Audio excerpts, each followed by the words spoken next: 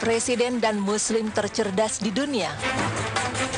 Siapa yang tak kenal pria kelahiran Parepare, Sulawesi Selatan 25 Juni 1936 ini?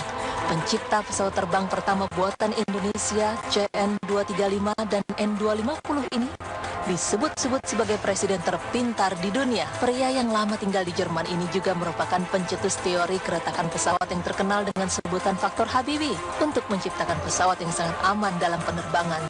Lalu apakah hanya dengan alasan itu B.J. Habibie menyandang Muslim tercerdas di dunia?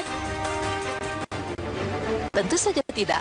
B.J. Habibie yang turut berjasa besar bagi bangsa Indonesia ini masuk ke dalam 10 besar tokoh dunia dengan Intelligence Quotient atau IQ 200. Pada dasarnya, skala penilaian IQ antara lain menyebutkan rentang nilai 91 hingga 110 tergolong IQ rata-rata, 111 hingga 120 IQ tinggi, 120 hingga 130 IQ superior, dan 131 ke atas IQ sangat superior atau sangat jenius, termasuk IQ 200 milik Habibie jauh di atas sangat jenius. Jika dibandingkan tokoh-tokoh terkemuka dunia lainnya, Presiden Indonesia era 1998 hingga 1999 ini mampu melampaui penguasa Prancis Napoleon Bonaparte yang memiliki IQ 145. Ilmuwan terhebat sepanjang masa Albert Einstein dan penemu Microsoft Bill Gates yang sama-sama memiliki IQ 160. Selain itu, Habibie juga melampaui IQ ahli fisika Sir Isaac Newton dengan IQ 190 dan ilmuwan matematika Blaise Pascal dengan IQ 195. Maka pantas saja dengan memiliki IQ 200, Presiden B.J. Habibie menjadi Muslim tercerdas dunia. B.J. Habibie juga menjadi satu-satunya orang yang masih hidup sampai saat ini karena ke-9 tokoh dunia lain yang juga memiliki kecerdasan tinggi, semuanya telah wafat. Sosok Habibie bukanlah seorang yang terlahir dari keluarga kaya raya, ia berasal dari keluarga yang sederhana. Bahkan Habibie mengakui menjalani hidup yang amat susah selama kuliah di Jerman. Namun Habibie tidak hanya berdiam diri, ketika musim libur tiba, ia sibuk mencari pekerjaan paruh waktu untuk biayai hidupnya di Jerman.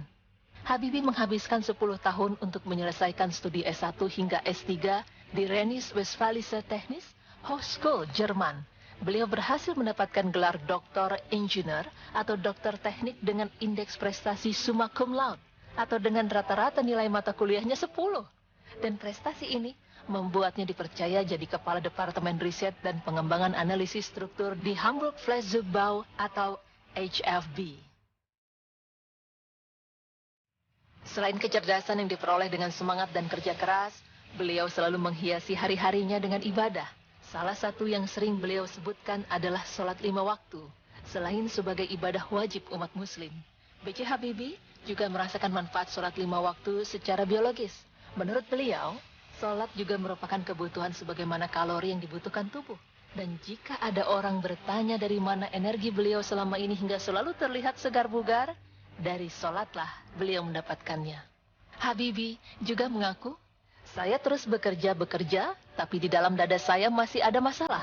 Sebab itu saya sholat 5 waktu sehari, sholat tahajud dan berpuasa. Dari sana saya memperoleh ketenangan, tidak mungkin orang bisa berbakti kalau tidak ada ketenangan.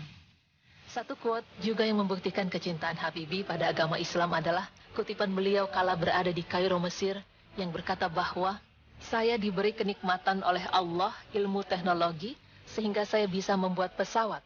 Tapi sekarang saya tahu ilmu agama lebih manfaat untuk umat Islam. Kalau saya disuruh memilih antara keduanya, maka saya akan memilih mempelajari ilmu agama, Al-Quran, hadis, dan pendukungnya.